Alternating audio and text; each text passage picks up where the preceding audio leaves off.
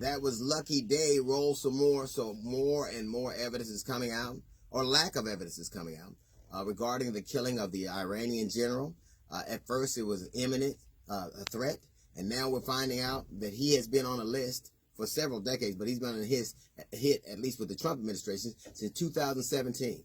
Now, I only have a GED, but I know imminent ain't 3 years. We also know this. We also know that the excuses for what has been done is changing, and we also know we have a president who will lie at the drop of a hat. See, the problem is the president can lie and not be brought to account, but the people around him, there are a lot of people in jail just for lying for him. Just for lying. We know that he will lie for a political expedient purpose. Now, we know all of a sudden Soleimani, his death became imminent when John Bolton, I believe, said he would testify. And John Bolton has always wanted a war with Iran.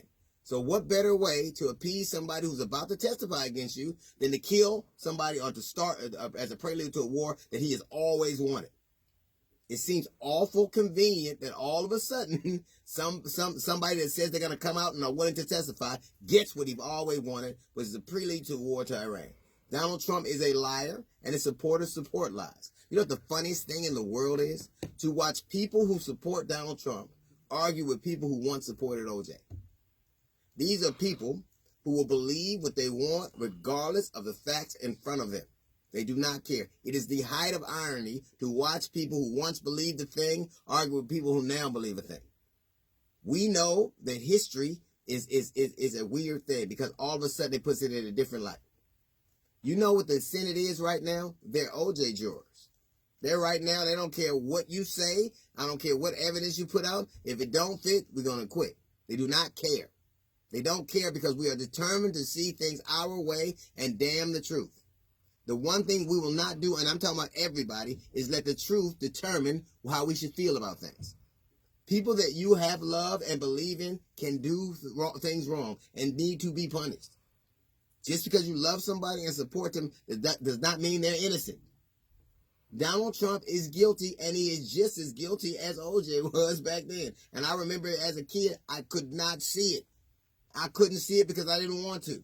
I wanted so badly for it to be a lie that no matter what anybody said to me, I wasn't going to accept it. You can say that about any number of things. It's the height of irony. I hear people all the time, how can they see all this evidence and turn their back on it? How could they do it? I saw a lot of white people do it back then, and those same people are doing it right now. Because you see what you want to see, and justice dies because of it. We become a nation that only believes what we want, and only children do that. Only children believe things that they want because it serves their purposes. I believe in the tooth fairy because I get money. I believe in Santa because I get presents. I believe what I want. There is truth and there are lies. And there are people who can be guilty of the thing that you think is so horrible, and they can be people you loved and respected and looked up to. Donald Trump is guilty, and OJ was guilty. And I'm telling you, it's our inability to look at those things from a level of pragmatism and say, this is so whether I want it to be or not. That's a little note from the GED section. We got the Jazz Report coming up in 15 minutes. It's the D.L. Hughley Show.